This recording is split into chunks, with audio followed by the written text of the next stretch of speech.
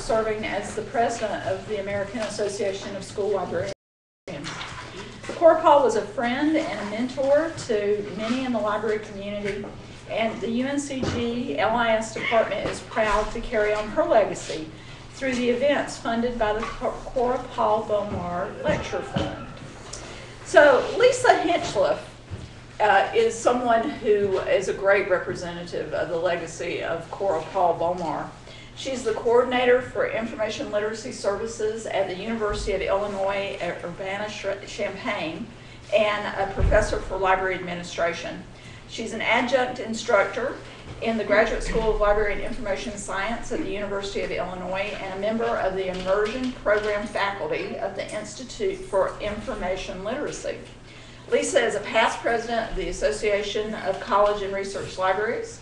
Her service within ACRL has included positions on the Information Literacy Competency Standards Review Task Force, and we certainly have heard a lot about standards this morning. She is also has a recent publication. It's called Environments for Student Growth and Development, Libraries and Student Affairs and Collaboration. And she co-edited with Melissa Wong, right? Melissa Wong. Lisa has also received a great number of awards. She has received the University of Illinois Library School Alumni Association Leadership Award, the Online World Best Practice Award, and the Jane B. and Robert B. Downs Professional Promise Award. So Lisa's keynote address today is entitled An Information Literate Life, Individual Experience and the Role of Libraries and Librarians. Please join me in welcoming Lisa Hinchliffe.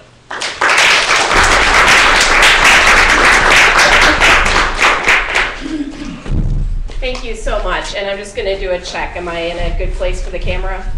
Okay, great. I want to make sure that everyone who's joining us virtually can be with us as well. It's really a great honor to be with you today and to address this topic, which is really one that I'm very passionate about and very interested in. I also want to just say right now that I'm very happy to hear from anyone who's here, well, or not here, at any point in time. I've given you my Gmail address as well as my Twitter name. And I don't know if it's a blessing or a curse, but in this current era, I'm blessed with a fairly unique name. So it's actually not hard to find me on the internet, whether I want to be found or not. So I will just kind of say up front, information literacy, I care far less about the phrase than I care that we're doing something about it. Whatever it is that we're going to call it, talk about it, describe it. And I think there's great room in our profession and our work for clarifying definitions and the like, but I want to be sure that sometimes our attempt to clarify definitions isn't an excuse for failure to act. So if it helps us to act, great. If not, leave that debate aside. So I'm going to use the phrase information literacy because it's a great shorthand, and that's what professional jargon often does for us, is it lets us talk about a really complex thing without having to describe the complexity in every sentence. So I'm going to use it, but don't ask me at the end to be like, why did you choose that? Convenience.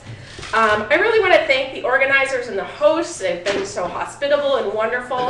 And really, I've been very inspired by the panel, the discussions, the posters, so many different kinds of things that have really given me some good food for thought. In fact, while you all went off to the discussions, I came up and tweaked the PowerPoint a little bit because I thought there was a great time to draw some threads together.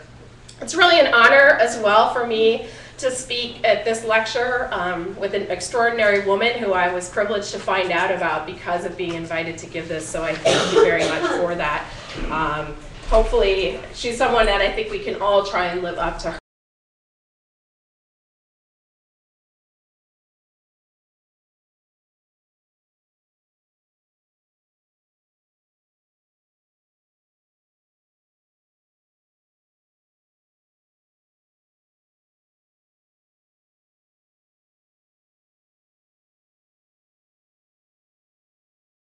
Or our children. It's everything that any individual has. It's their lifetime. It's a great equalizer is time. It doesn't matter how rich or poor, how tall or short, young or old. Lifetime doesn't mean a particular length of time, but rather that which we have and that which we live.